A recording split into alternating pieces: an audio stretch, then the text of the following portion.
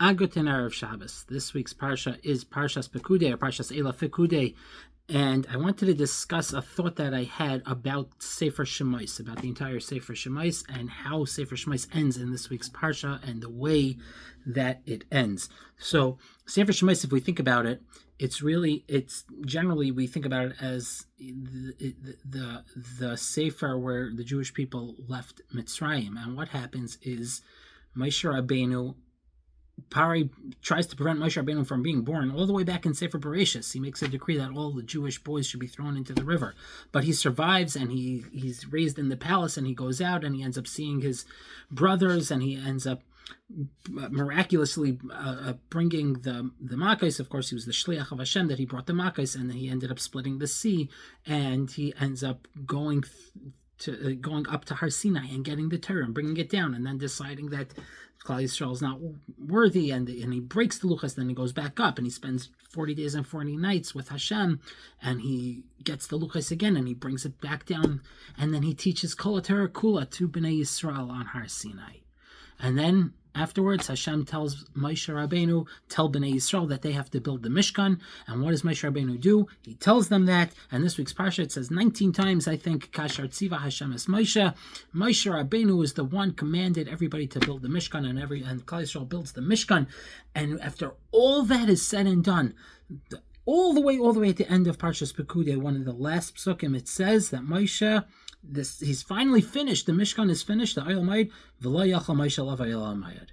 Moshe, after all that he did and all that he went through, he can't go into the Oyel Moed. Moshe cannot go to the Oyel Moed. Why? Ki shachan alav ha'anon u'chvayt Hashem alei es Mishkan.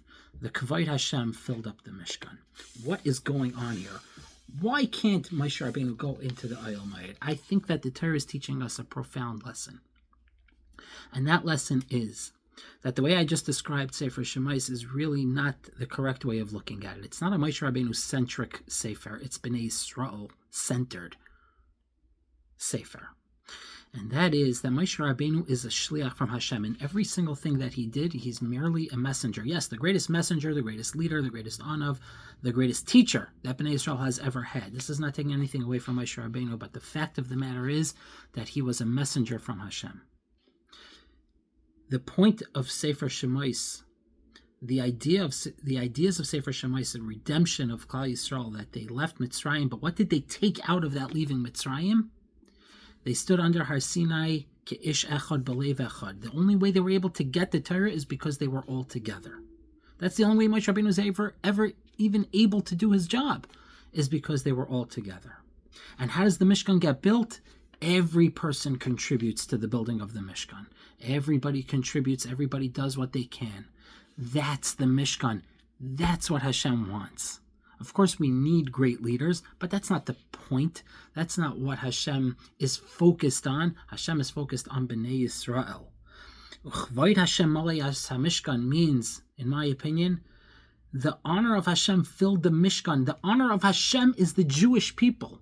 The Jewish people are the ones who built that Mishkan. They all contributed. That's what Hashem wants to see. Everybody working together. Everybody toward one goal. Everybody together for Hashem.